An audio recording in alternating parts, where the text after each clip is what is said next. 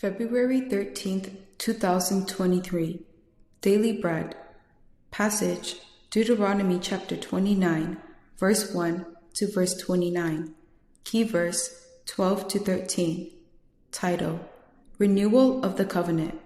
These are the terms of the covenant the Lord commanded Moses to make with the Israelites in Moab, in addition to the covenant he made with them in Horeb. Moses summoned all the Israelites and said to them, "Your eyes have seen all that the Lord did in Egypt to Pharaoh, to all his officials, and to all his land. With your own eyes you saw those great trials, those signs and great wonders. But to this day the Lord has not given you a mind that understands, or eyes that see, or ears that hear. Yet the Lord says, during the 40 years that I led you through the wilderness, your clothes did not wear out, nor did the sandals on your feet. You ate no bread and drank no wine or other fermented drink. I did this so that you might know that I am the Lord your God. When you reach this place, Sihon king of Heshbon and Og king of Bashan came out to fight against us, but we defeated them. We took their land and gave it as an inheritance to the Reubenites, the Gadites, and the half-tribe of Manasseh. Carefully follow the terms of this covenant, so that you may prosper in everything you do. All of you are standing today in the presence of the Lord your God, your leaders and chief men, your elders and officials, and all the other men of Israel, together with your children and your wives, and the foreigners living in your camps who chop your wood and carry your water. You are standing here in order to enter into a covenant with the Lord your God, a covenant the Lord is making with you this day and sealing with an oath, to confirm you this day as his people, that he may be your God as he promised you, and as he swore to your fathers, Abraham, Isaac, and Jacob. I am making this covenant with its oath not only with you, who are standing here with us today in the presence of the Lord our God, but also with those who are not here today. You yourselves know how we lived in Egypt and how we passed through the countries on the way here. You saw among them their detestable images and idols of wood and stone, of silver and gold.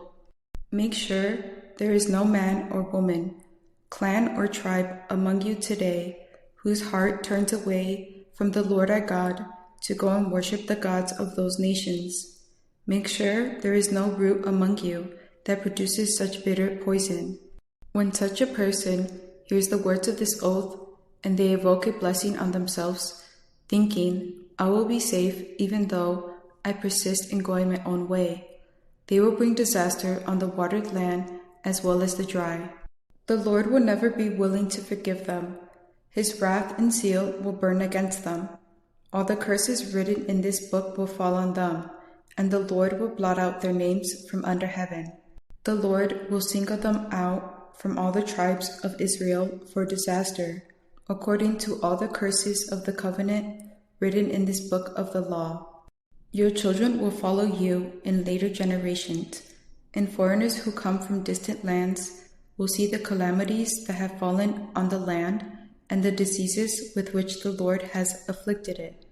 The whole land will be a burning waste of salt and sulfur, nothing planted, nothing sprouting, no vegetation growing on it. It will be like the destruction of Sodom and Gomorrah, Admah and Zeboim, which the Lord overthrew in fierce anger. All the nations will ask, why has the Lord done this to this land? Why this fierce burning anger? And the answer will be, it is because this people abandoned the covenant of the Lord, the God of their ancestors, the covenant he made with them when he brought them out of Egypt. They went off and worshipped other gods and bowed down to them, gods they did not know, gods he had not given them. Therefore the Lord's anger burned against this land, so that he brought on it all the curses written in this book. In furious anger and in great wrath, the Lord uprooted them from their land and thrust them into another land, as it is now. The secret things belong to the Lord our God, but the things revealed belong to us and to our children forever, that we may follow all the words of this law.